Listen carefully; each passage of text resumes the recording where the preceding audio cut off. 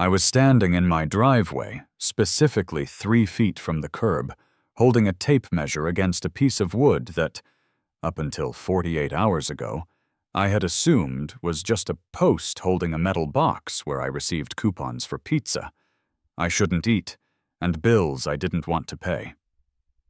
It's the hue, David. It's entirely about the hue. I didn't need to turn around to know who was speaking.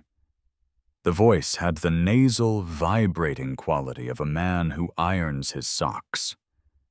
It was Vern.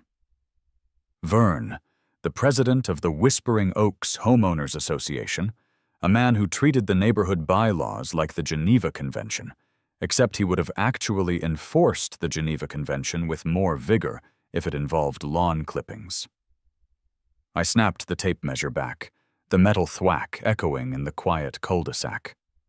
"Vern," I said, turning slowly.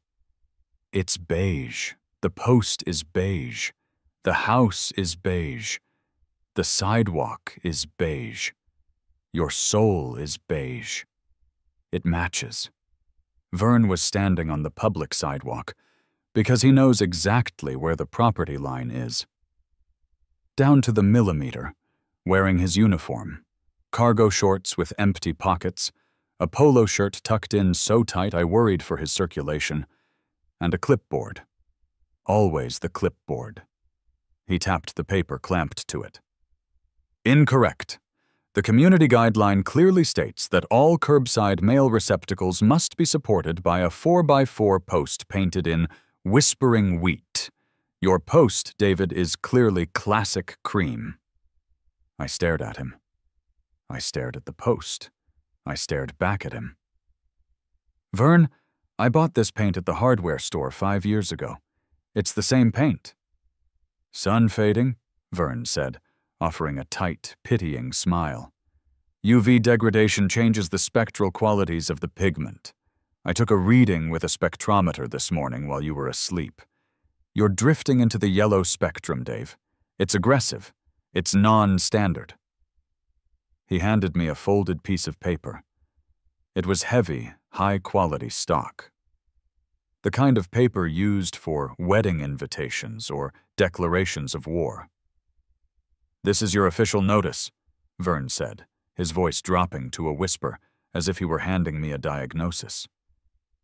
"You have 72 hours to rectify the non-compliance.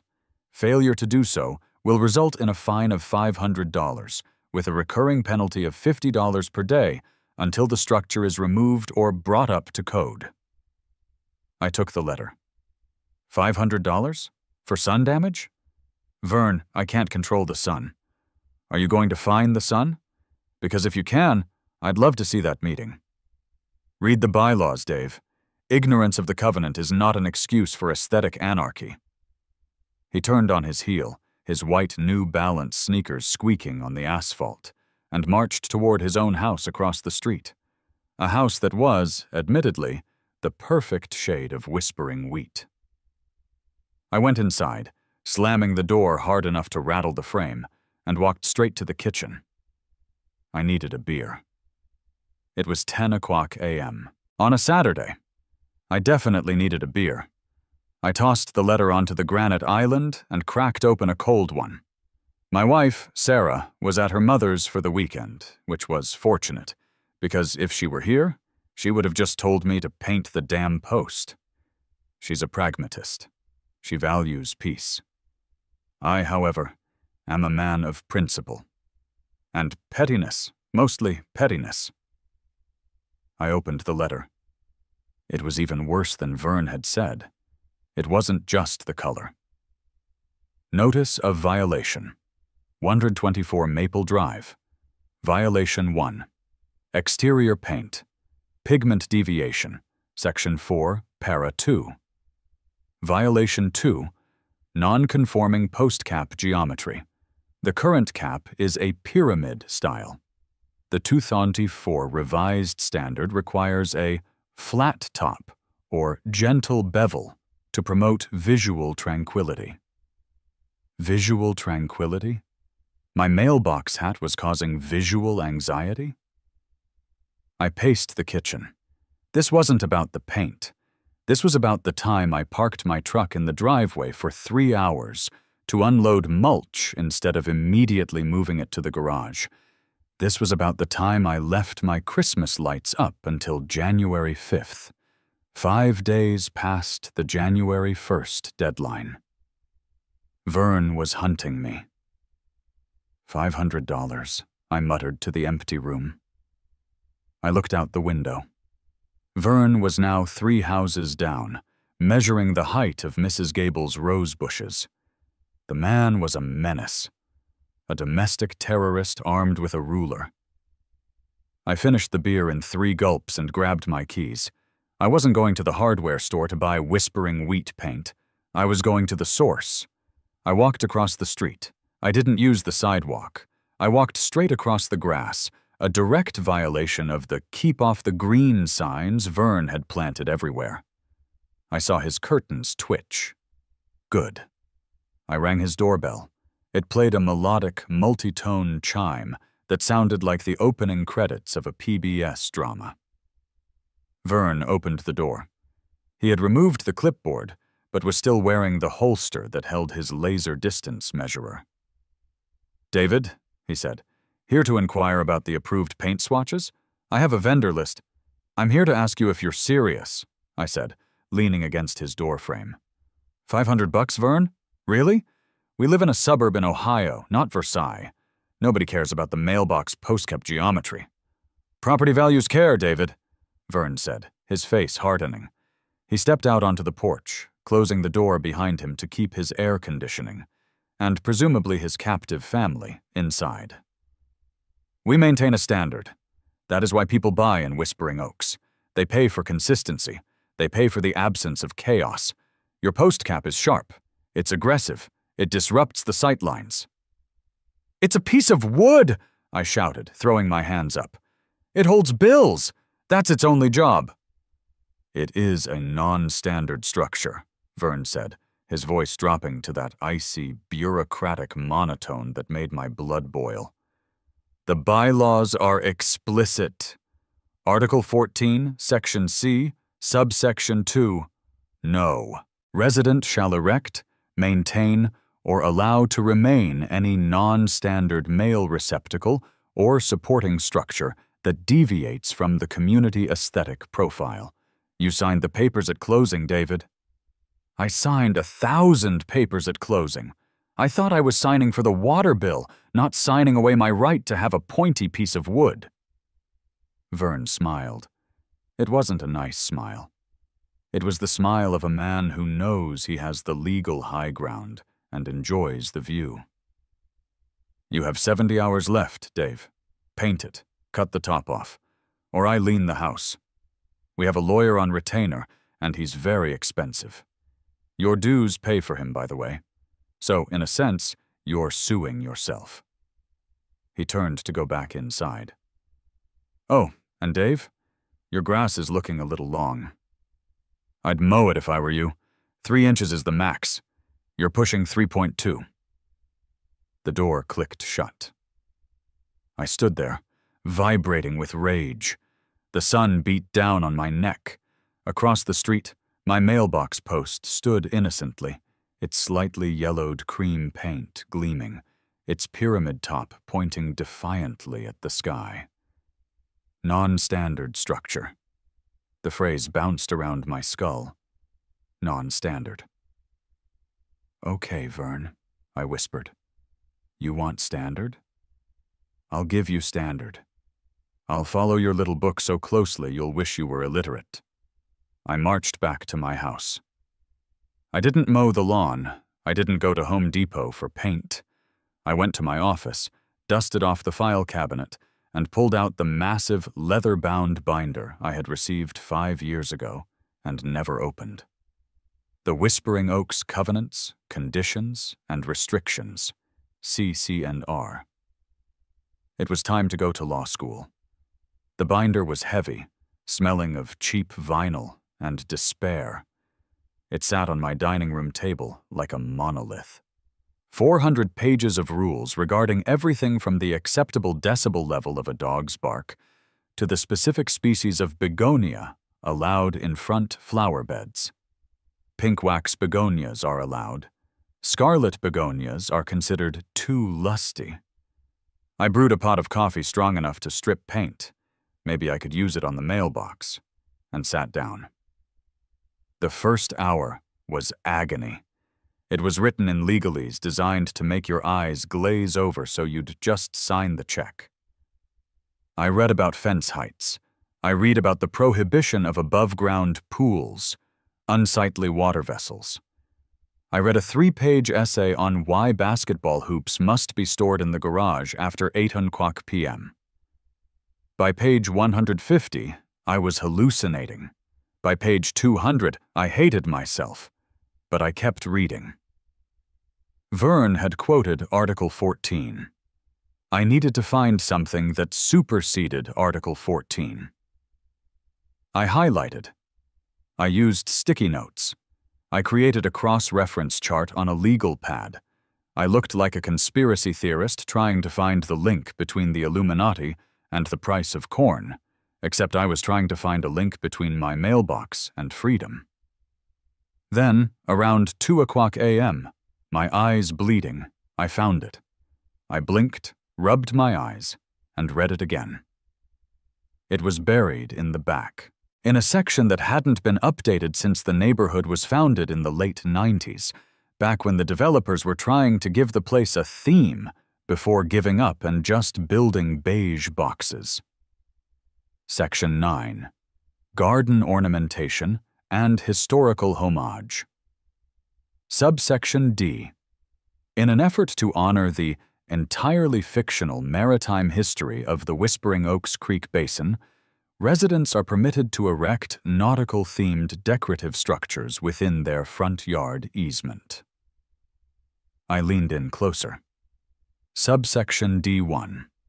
Such structures may include, but are not limited to, decorative anchors, ship wheels, and miniature lighthouses. My heart skipped a beat. Subsection D2. To ensure visibility and aesthetic prominence, these commemorative structures are exempt from the standard height restrictions of garden gnomes or bird baths, 24 inches. Commemorative nautical structures may extend to a height of 12 feet. 12 feet. I let out a low, maniacal chuckle. But wait, there had to be a catch. Verne wasn't sloppy, but subsection D3. To qualify as a commemorative structure and not a nuisance, the structure must be maintained in pristine condition and, in the case of lighthouses, must feature a functioning light source to symbolize the guiding light of community. I sat back in my chair. The leather creaked. The rule Verne hit me with was, no resident shall erect any non-standard mail receptacle. But the loophole didn't say I could turn my mailbox into a lighthouse. It said I could erect a lighthouse. It didn't say the lighthouse couldn't contain a mailbox. If I built a lighthouse, a 12-foot-tall, functioning lighthouse, and simply placed my mailbox inside of it, the mailbox itself technically ceased to be a structure and became interior furniture. The structure itself would be a garden ornament, protected by Section 9. I grabbed my legal pad. My hand was shaking, partially from caffeine, partially from the thrill of the hunt. I started sketching. A normal mailbox is about 4 feet high. Verne wanted me to lower the post cap. Instead, I drew a base. A massive hexagonal base made of reinforced concrete. Rising from the base, a tower. Tapered. Classic spiral pattern? No, too common. Black and white candy cane stripes? Yes. Like Cape Hatteras. High visibility. Impossible to ignore.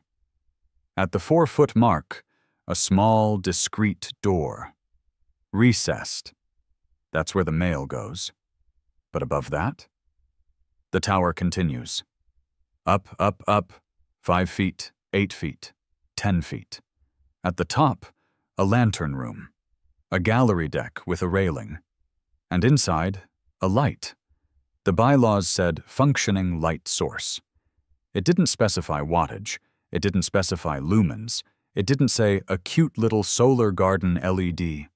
It just said light. I looked out the window at the dark street. The streetlights were dim, tasteful, yellow orbs that barely illuminated the sidewalk. Vern liked it dark. He said it reduced light pollution. I Googled commercial marine beacons. Brett's smile widened. It started to hurt my face. I wasn't just going to beat Vern. I was going to turn his life into a psychological thriller. I was going to build a monument to his arrogance that was visible from space. But I couldn't do it alone. I'm handy. I can hang a shelf or fix a leaky faucet. But this required engineering. This required permit pulling. City permits, not HOA permits. This required someone who looked at a pile of lumber and saw a weapon. I opened my laptop and went to Craigslist. I skipped the polished ads for Smith & Sons Remodeling with their photos of clean kitchens and smiling families. I went to the gigs section. I went to the bottom of the barrel. I found a post from 3 days ago. No photo, no company name. Headline: I build stuff. Wood, metal, concrete. Don't care what it is.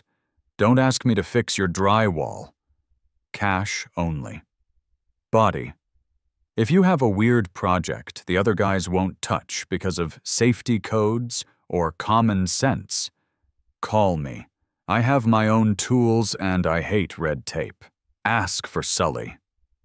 It was perfect. It was like reading a dating profile written by my soulmate. I sent an email at 3:15 a.m. Subject: I need to build a 12-foot lighthouse to spite my HOA president. Body: I have the cash. I have the bylaws. I need it done in 72 hours. Can you pour concrete? I didn't expect a reply until morning. My phone buzzed 30 seconds later. Reply from Sully. Does it need to rotate? I typed back. Yes. Reply from Sully. I'll be there at 6 a.m. Have coffee. I closed the laptop.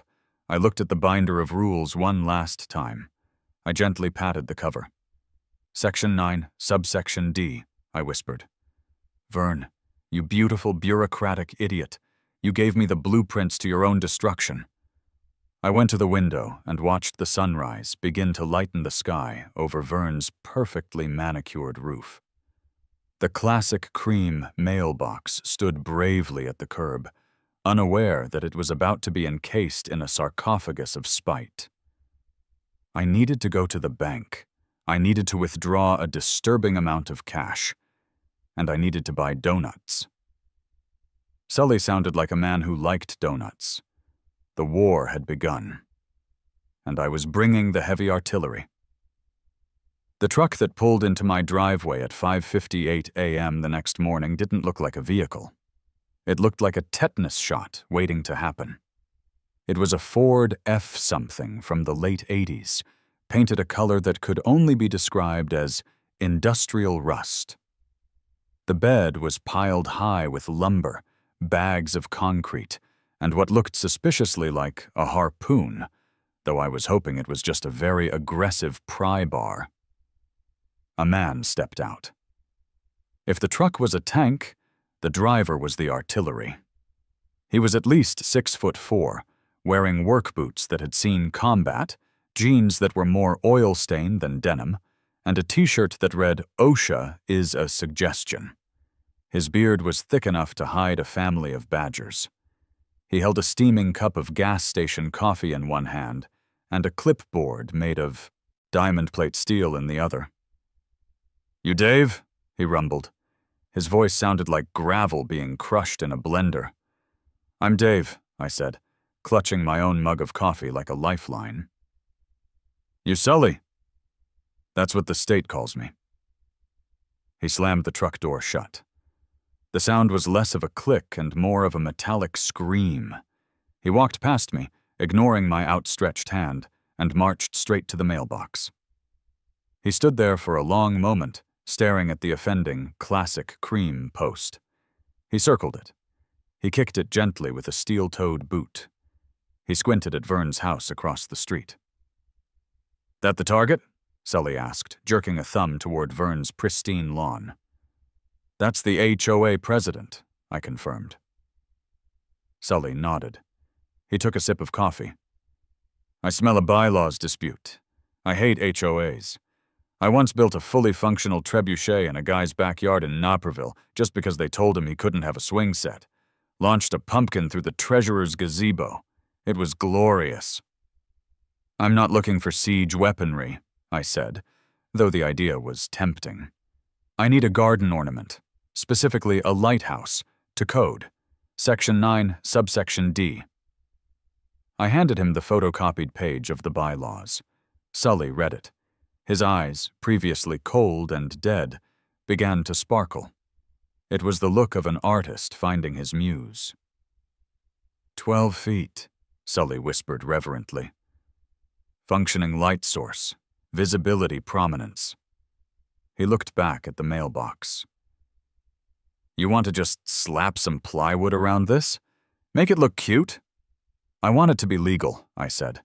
"I want it to be permanent. I want it to be so structurally sound that if a nuclear bomb drops, the only things left are cockroaches and my lighthouse." Sully grinned. It was a terrifying sight. "We aren't using plywood, Dave. We're pouring a slab.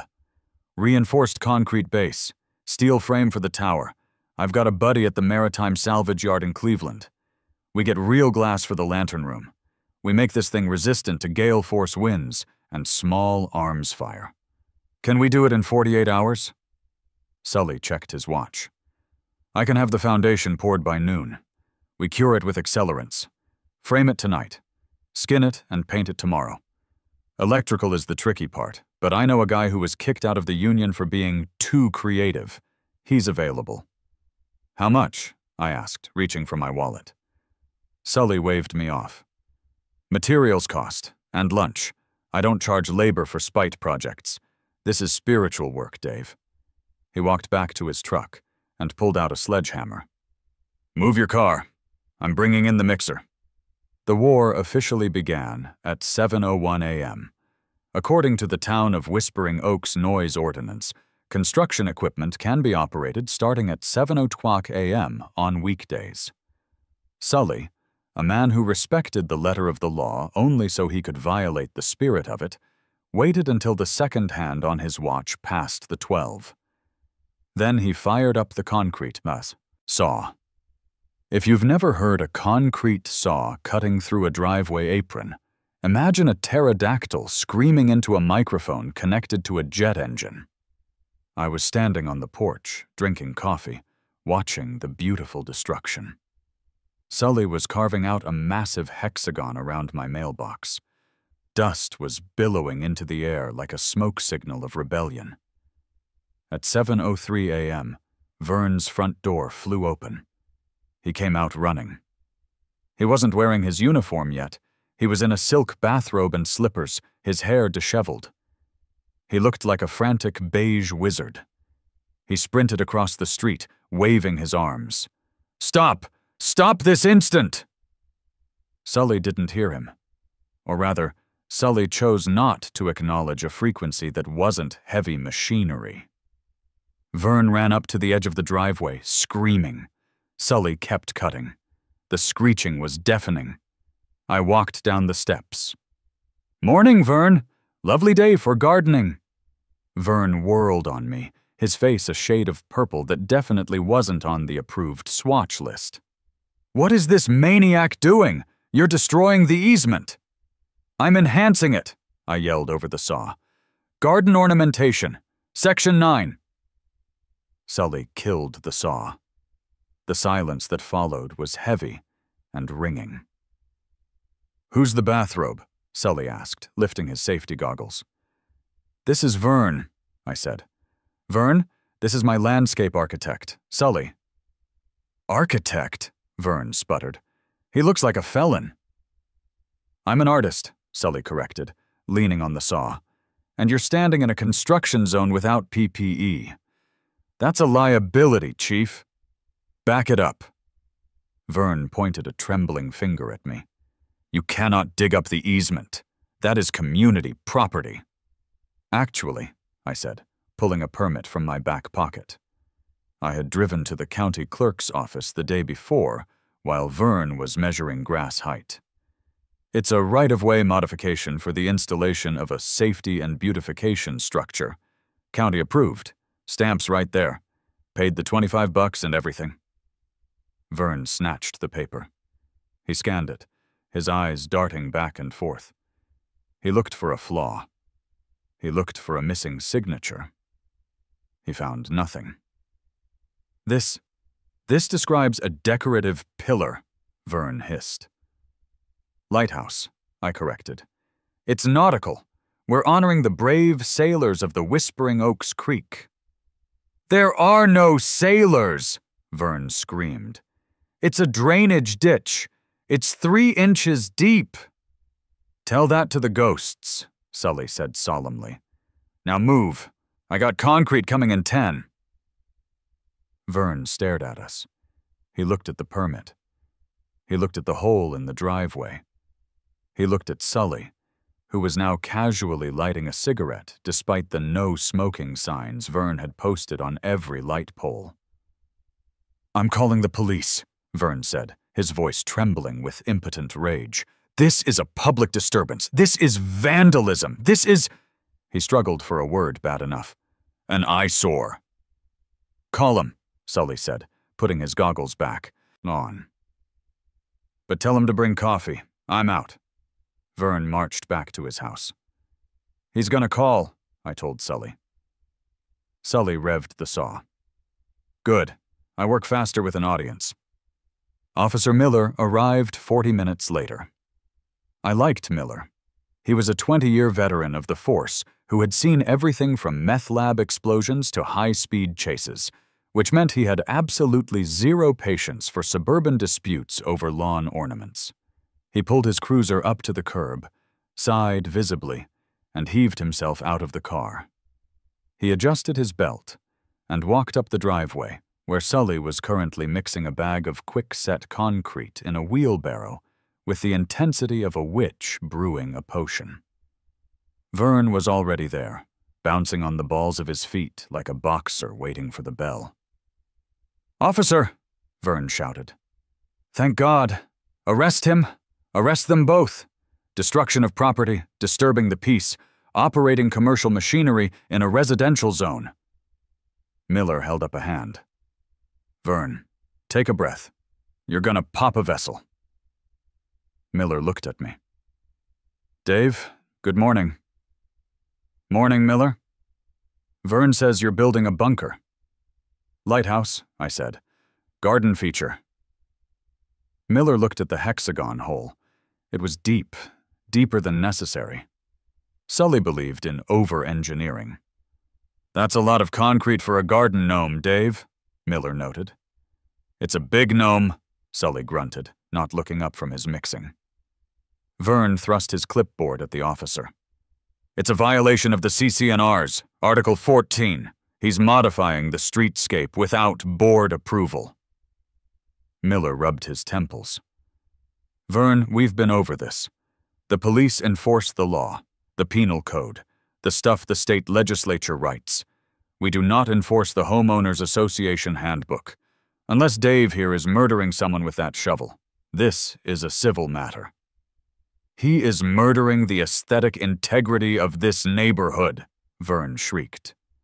Miller looked at me. "Do you have a county permit?" I handed him the permit. Miller looked at it. He looked at the stamp. He looked at the date. "Well," Miller said, "it's legal. County says he can build a vertical decorative masonry unit." "It's a spite tower," Vern yelled. "He's doing this because I fined him for his mailbox color." "Is the mailbox going to be inside the tower?" Miller asked. "Yes," I said, "securely housed." Then the mail gets delivered, Miller said, handing the permit back. Vern, go inside. Dave, keep the noise down before 8 a.m. from now on. Sully, try not to look so menacing. No promises, Sully said. Vern watched the police car drive away. He was vibrating. He was a tea kettle about to whistle. You think this is over? Vern whispered. The police are incompetent. But the city cares about zoning. You want to play permit games? I'm calling Inspector Holloway. He shut down the Johnsons' pergola last year because it was 2 inches too close to the setback line. He eats permits for breakfast. Vern pulled out his phone and dialed with a vengeance. You might want to mix faster, I told Sully. Let him call, Sully said, pouring the gray sludge into the form. I love inspectors. They speak my language. Inspector Holloway arrived at noon. He drove a white city sedan and wore a short-sleeved dress shirt with a pocket protector. He looked like a man who had never experienced joy, only the satisfaction of finding a missing comma. Vern greeted him like a long-lost brother.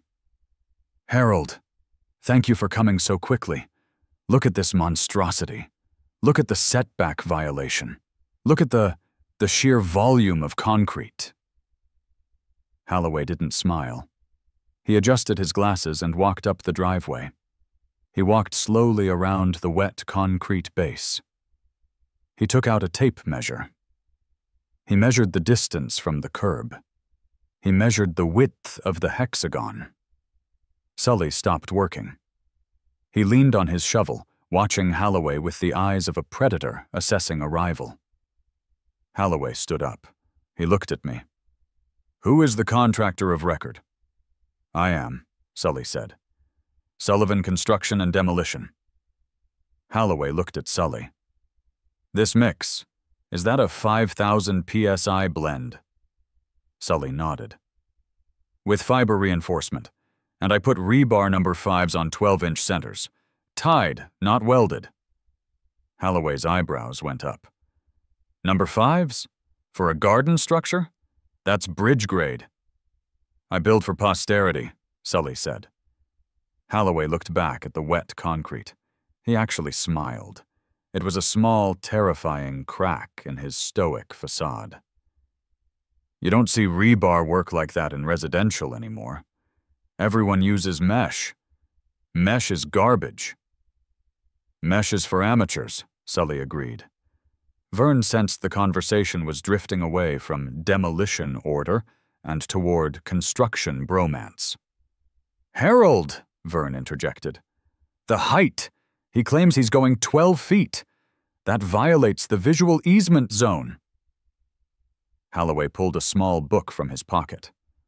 Actually, Vern, the visual easement applies to opaque fencing. This is a freestanding column. As long as the footprint is under 16 square feet, which, by my measurement, this is, it falls under statuary and monuments. It's a lighthouse, Vern cried. I love lighthouses, Holloway said, his voice softening. My wife and I toured the Outer Banks last summer. We visited Bodie Island. We're modeling this after Cape Hatteras, I said quickly, seizing the opening. Spiral stripes, authentic lantern room. Holloway's eyes widened. Are you doing the double gallery deck? Obviously, Sully said, stepping forward. I've got the iron railing coming in tomorrow. We're using marine-grade epoxy paint, black and white. Holloway nodded appreciatively. And the light? You can't use a strobe, that's an FAA violation. Fixed beam, I lied. Sully and I hadn't decided yet. Slow rotation, Fresnel lens simulation. Holloway turned to Vern. Mr. President, I see no violations here. In fact, the structural integrity exceeds city code by a factor of, well, 10. This thing is safer than your house. Vern looked like he had been slapped with a wet fish. But the bylaws? City Code supersedes HOA bylaws regarding structural safety and zoning setbacks, Halloway recited. If the HOA wants to ban lighthouses, you need to amend your covenant, file it with the county, and wait for the 90-day comment period. Until then, Dave here is building a monument. Halloway handed me a card. Call me when you get the lantern room installed. I'd love to see it. He and Sully exchanged a nod of mutual respect, the secret handshake of men who appreciate good concrete. And Halloway drove off. Vern stood alone on the sidewalk. The sun was high. The concrete was hardening. 90 days, I said to Vern. You can change the rules in 90 days. But by then, the concrete will be cured. Vern didn't scream this time. He didn't shout. He just stared at the wet gray slab that would soon be his nightmare. He turned around and walked back to his house with the slow, heavy steps of a defeated man. We got him, I said, watching him go. Not yet, Sully said, wiping sweat from his forehead. Now we have to build the tower, and I've got an idea for the foghorn. Foghorn? I asked. For authenticity, Sully grinned. Motion activated, in case anyone steps on your grass. I looked at Vern's house. Sully, you're a genius. I know, he said. Now hand me the trowel. We're writing your initials in the wet cement.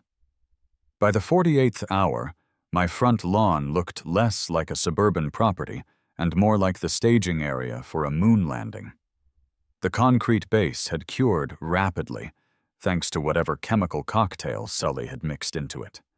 It stood there, a gray hexagonal monolith of defiance, rising 4 feet out of the earth. It was ugly. Beautifully, aggressively ugly. But it was just the pedestal. The real weapon was currently in the back of Sully's truck. Where did you get this? I asked, staring at the object nestled in a bed of packing blankets. It looked like a giant glass beehive, ribbed with concentric circles of prism-cut glass. It was mesmerizing.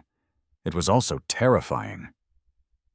Cleveland, Sully said, wiping grease from his hands with a rag that was already 90% grease. Maritime salvage. It's a replica 4th-order Fresnel lens. Came off a decorative buoy in Lake Erie that got decommissioned because it was confusing the Canadian Coast Guard. Is it legal? It's a lamp, Dave. It's a big lamp. Don't overthink it. Sully patted the glass. The housing is cast iron. I've got a 1,000-watt metal halide bulb to go inside. It takes about 5 minutes to warm up, but when it hits full temp, it's like staring into the heart of a welding arc. And the rotation? Variable speed motor from a garage door opener, Sully grinned. I geared it down. It'll do 1 revolution every 10 seconds. Majestic. We had 24 hours left on the clock.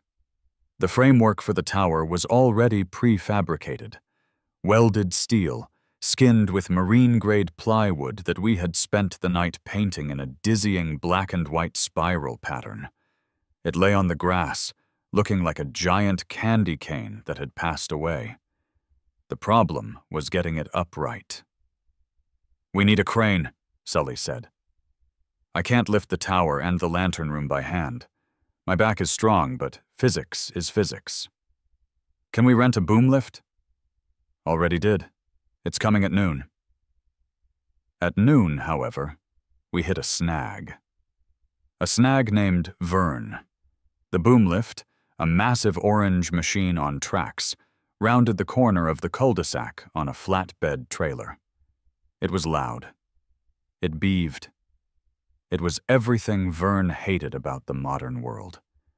As the truck backed up to my driveway, Vern appeared. He didn't run this time. He marched. And he wasn't alone. He had parked his pristine beige sedan directly across the entrance to my driveway, blocking the curb cut. He stood in front of his car, arms crossed, looking like a man prepared to die for the concept of curb appeal. "You are not bringing heavy industrial equipment onto this street," Vern shouted. "The asphalt is rated for residential traffic only. That machine exceeds the weight limit. The driver of the flatbed honked. Vern didn't flinch. Sully picked up a crowbar. I can move the car, Dave. Physically, I can flip it. No flipping, I said, grabbing his arm. We need to be legal. Vern wants a war of attrition. I brought reinforcements. I pulled out my phone and dialed. Kevin, you're up. Kevin was my college roommate. He was now a real estate attorney who specialized in easement disputes and petty grievances. He had been waiting in his car around the corner for 3 hours, billing me for every minute and loving every second of it. Kevin's BMW rolled up. He stepped out in a 3-piece suit, holding a briefcase. He looked wildly out of place next to Sully, who was currently shirtless and covered in sawdust. Kevin walked up to Vern. Mr. Vern Teasdale? Vern blinked. Who are you? I represent David Miller, Kevin said, his voice smooth as silk. I am here to inform you that by blocking access to a permitted construction site, you are engaging in tortious interference with contractual relations. Furthermore, your vehicle is parked more than 12 inches from the curb, which is a violation of City Ordinance 45B. Kevin leaned in. And on a personal note, if you don't move that Kia in 30 seconds, I will have it towed. And since I am friends with the owner of the towing company, I will have it towed to a lot in Toledo. Vern's face went pale. Toledo? It's a long drive, Vern, Kevin smiled. And I hear the impound fees are non-standard. Vern looked at the massive flatbed truck. He looked at Sully, who was casually weighing the crowbar in his hand. He looked at Kevin's expensive suit. He got in his car. He moved it. Pleasure. Doing business, Kevin said, tapping the hood of the retreating Kia. Dave, I'll bill you. Sully, nice ink. Thanks, Sully grunted, admiring the tattoo of a circular saw on his forearm. Bring in the crane! The installation was a spectacle. The boom lift hoisted the 20-foot steel tower into the air. It swung over the driveway, the black and white spirals dizzying against the blue sky. Neighbors came out. Mrs. Gable brought lawn chairs. The kids from down the street stopped riding their bikes to watch. Sully bolted the tower to the concrete base. He used an impact wrench that sounded like a machine gun. Duck, duck, duck, duck. Every bolt was a nail in the coffin of Vern's sanity. Then came the lantern room, the glass beehive. I went up in the lift with Sully to guide it on. We were 12 feet in the air. I could see over the hedges. I could see into Vern's backyard. He was pacing his patio, talking frantically into his phone. Careful, Sully grunted, guiding the heavy cast-iron housing. Don't crack the lens. If we break this, we have to go to a museum to steal another one. We lowered it. It clicked into place. Sully secured it. He wired the connection. We had run a dedicated 20-amp line from the garage. Moment of truth? Sully asked. It's 3:00 p.m., I said. It's bright out. We need to test the rotation, Sully said, and the focus. I went down to the base, opened the little access panel, which also housed my mailbox, now painted a tasteful matte black, and flipped the breaker. The motor engaged. Above us, the massive glass lens began to spin. Slow, majestic. Click. The metal halide bulb ignited. At first it was a dim blue glow. Then it turned white. Then it turned brighter. Even in the middle of the afternoon, the beam was visible. It cut through the daylight like a physical object. As the lens rotated, the focused beam swept across the street. It hit the stop sign on the corner. The sign flared up as if it had been struck by lightning. It swept across the trees. The leaves seemed to catch fire with brilliance. It swept across Vern's house. We watched as the beam hit his living room window. Even through the curtains we saw the flash. It was like a camera strobe going off every 10 seconds. Flash. 1, 2, 3. Flash. Sully stood at the base of the tower, hands on his hips. "That's aggressive." "Is it too much?" I asked, shielding my eyes. "For a mailbox?" Sully laughed. "Absolutely.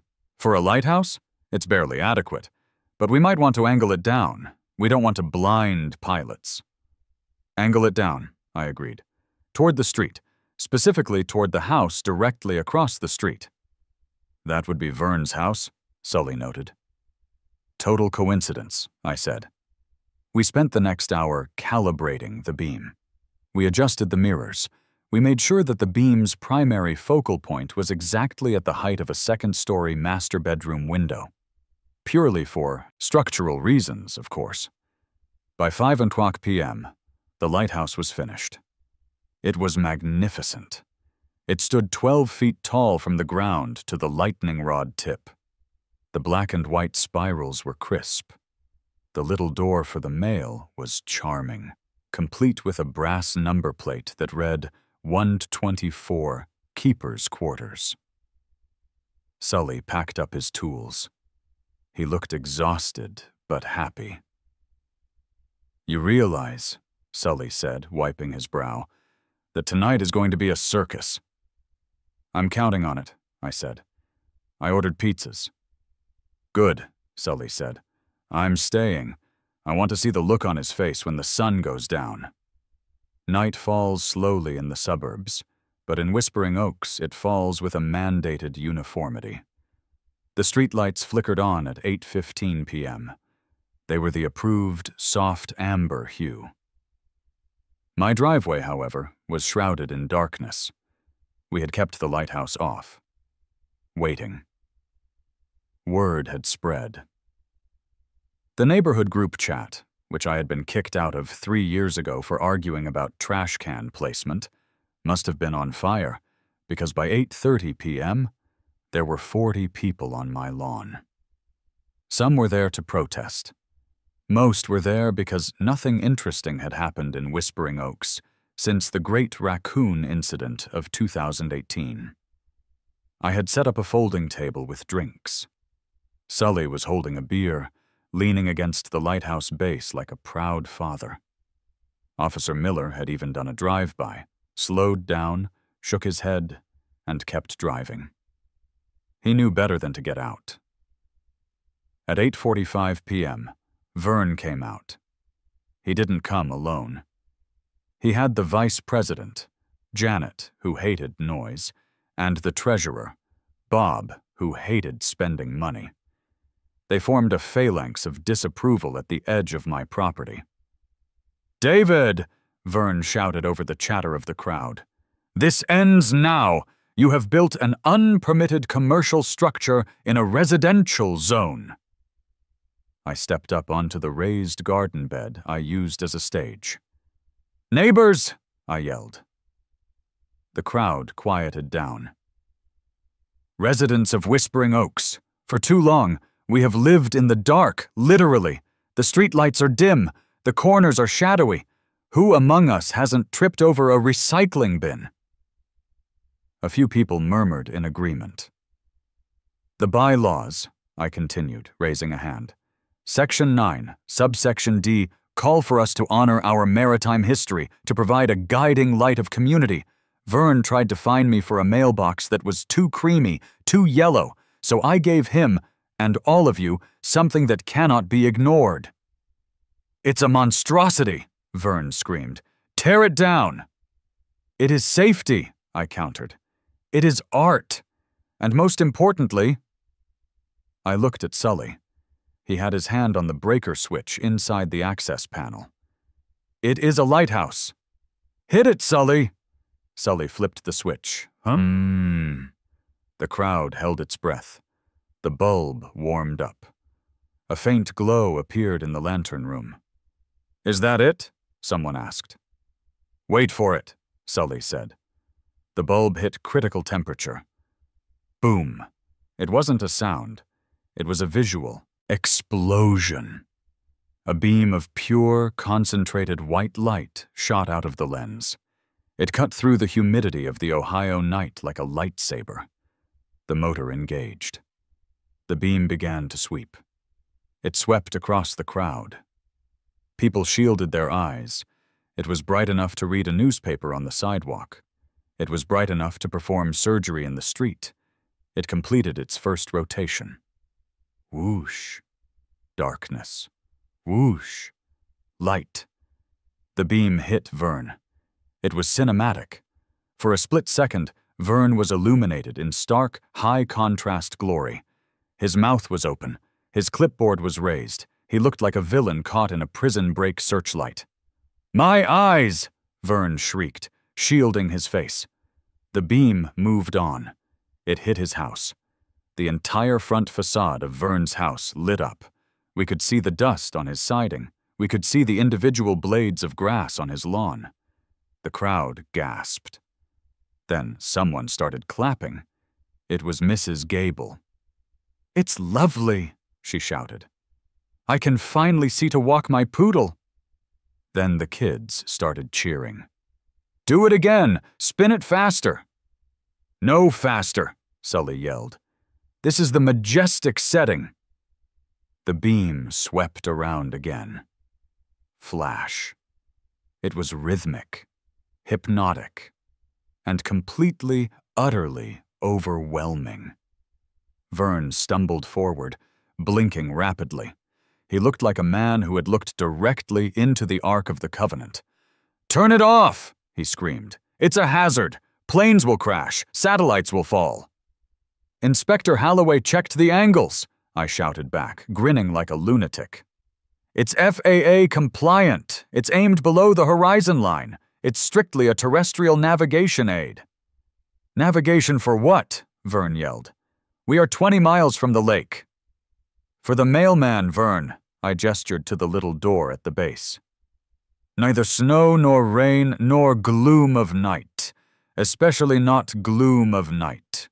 Never again will the Postal Service struggle to find 124 Maple Drive." Vern looked at the lighthouse. He looked at the cheering neighbors. He looked at the beam, which was now illuminating his favorite Japanese maple tree with the intensity of 1,000 suns. He dropped his clipboard. It hit the pavement with a hollow clatter. He didn't have a rule for this. He had a rule for paint color. He had a rule for grass height. He had a rule for trash cans. He didn't have a rule for a 40,000 lumen rotating beacon powered by spite. "I'm suing," Vern whispered, though nobody heard him over the mechanical whir of the motor. "I'm suing everyone." He turned and fled back to his house. As he opened his front door, the beam swept around again. It caught him in the doorway, casting a long, sharp shadow down his hallway. He slammed the door. We watched. 10 seconds later, the beam swept across his house again. We saw the lights in his living room turn off. Then the upstairs bedroom lights turned off. Then the blackout curtains were yanked shut. I looked at Sully. He was beaming, lit by the backscatter of his own creation. "It's beautiful," Sully said. "It's perfect," I agreed. I looked up at the tower. My mailbox was safe inside. My property value was questionable. My relationship with the HOA was terminally destroyed. But as the light swept over the cul-de-sac, illuminating the faces of my neighbors, I knew one thing for sure. Nobody was ever going to complain about my paint color again. The morning after the grand illumination, the mood in Whispering Oaks was different. Usually Saturday mornings in our neighborhood are defined by the aggressive hum of leaf blowers and the sound of people washing cars they drove for 20 minutes all week. But today, there was a pilgrimage. I sat on my front porch, nursing a coffee and a headache. Sully and I had celebrated with cheap whiskey until 2 a.m., watching the cars slow down. They didn't just slow down. They stopped. People were taking selfies with the lighthouse. A group of teenagers was filming a TikTok dance in front of the hexagonal base. A delivery driver for Amazon pulled up, not to deliver a package, but to salute the tower. "It's a beacon," Sully said. He had slept on my couch. He was eating a bowl of cereal with a screwdriver he had found in my kitchen because he couldn't find a spoon. "You're famous, Dave. You're the keeper of the flame." "I'm the keeper of the mailbox," I corrected. Speaking of mail, the mail carrier arrived at 10:30 a.m. His name was Gary. Gary was a man who had been beaten down by years of barking dogs, icy sidewalks, and aggressive shrubbery. He pulled his truck up to the curb. He stepped out. He looked up at the 12-foot tower looming over him. He looked at the black and white spirals.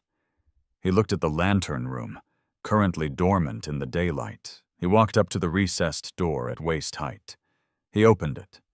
He slid the mail inside, a stack of bills and a flyer for a pizza place. He closed the door.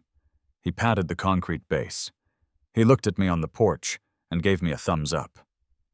"Best stop on the route," Gary shouted. "Structure. Dignity. I feel like a sea captain depositing a logbook." "Glad to be of service, Gary," I called back. Across the street, Vern's blinds remained drawn, but I knew he was in there. I knew he was plotting. The counterattack came 3 days later. It wasn't a fine this time. It was a summons. Emergency meeting of the Whispering Oaks. Homeowners Association Board. Agenda Item 1. The prohibition of high-intensity coastal beacons. Agenda Item 2. Revision of garden ornament definitions. The meeting was held in the community center basement, a room that smelled of floor wax and resentment. Usually these meetings were attended by Vern, the board, and maybe one guy complaining about a squirrel. Tonight, it was standing room only. Sully came with me. He wore a clean t-shirt that said, "I built that," with an arrow pointing to nothing in particular. My lawyer friend Kevin was there too, sitting in the front row, looking like a shark in a pool of goldfish. Vern called the meeting to order. He looked tired. He looked like a man who had spent 3 nights sleeping with a sleep mask because a 40,000 lumen beam was sweeping his bedroom every 10 seconds. "We are here," Vern announced, his voice trembling slightly, "to address a crisis. A loophole has been exploited. A mockery has been made of our aesthetic standards." He projected a photo of my lighthouse onto the screen. "This," Vern pointed a laser pointer at the slide, "is not a garden ornament. This is an airport control tower. It is a hazard. It is obtrusive. And tonight, we are voting to ban it." The board nodded in unison. They had the votes. They always had the votes. "We are proposing Amendment 45C," Vern read, "which explicitly prohibits any freestanding structure exceeding 4 feet in height, any structure containing a light source exceeding 500 lumens, and specifically bans nautical, aviation, or industrial-themed towers." He looked at me with pure triumph. "Motion to vote?" "Seconded," said Janet, the vice president. "Hold on," Kevin stood up. The room went quiet. "Mr. Chairman," Kevin said, smoothing his tie, "you can absolutely pass that amendment. In fact, it's a very well-written amendment. Very thorough." Vern narrowed his eyes. "Thank you." "However," Kevin continued, walking toward the podium, "I'm sure you are familiar with the legal concept of ex post facto enforcement, or in layman's terms, grandfathering." Vern froze. "You see," Kevin said, turning to the audience. My client, David Miller, built his structure under the current bylaws. He obtained city permits. He passed city inspection. The structure is legal, permitted, and completed. Kevin smiled. It was the smile of a man who was about to drop a piano on a coyote. If you pass this amendment tonight, it will effectively ban any new lighthouses, but it cannot retroactively force the removal of a compliant structure that already exists, unless, of course, the HOA is willing to buy the structure from Mr. Miller at fair market value.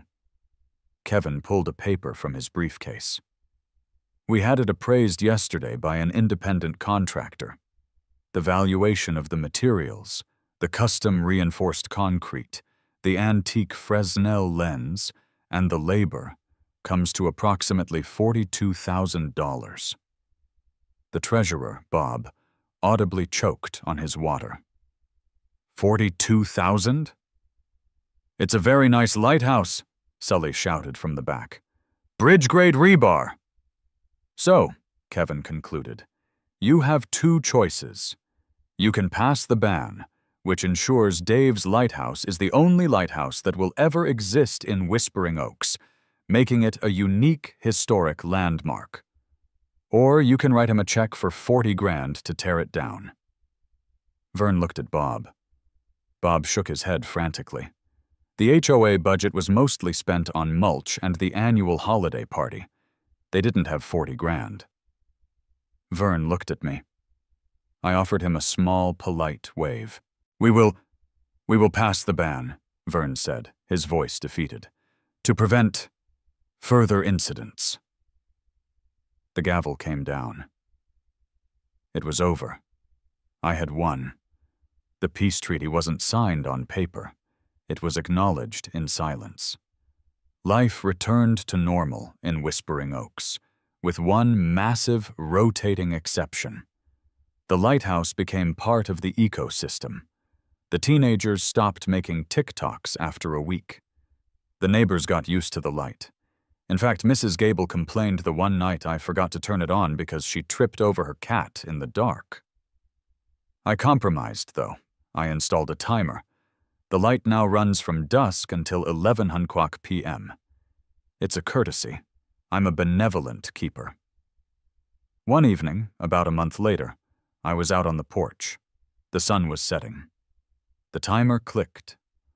The light ignited. The beam began its sweep. I saw Vern across the street. He was watering his marigolds. He was wearing his cargo shorts. He looked up as the beam hit his house. He didn't scream. He didn't shield his eyes. He just sighed, adjusted his hose nozzle, and kept watering. I walked down to the end of the driveway to check the mail. Vern looked up. Dave, he said. Vern, I said. Grass is looking good, Vern said. You mowed? Yesterday, I said. 3 inches, on the dot. Vern nodded. He looked at the lighthouse. The paint, on the spiral. Yeah? It's chipping a little near the base. You might want to touch that up. We have standards for maintenance. I laughed. I couldn't help it. The man was incorrigible. I'll get Sully on it, I said. We wouldn't want it to look non-standard. Vern almost smiled. Almost. He turned off his hose and walked back toward his front door. Good night, Dave, he said.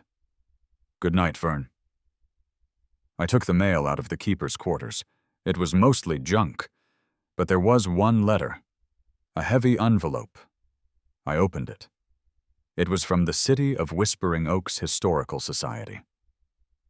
Dear Mr. Miller, in light of the recent architectural addition to our community and its subsequent popularity on social media, we are pleased to inform you that your property has been designated as a point of local interest.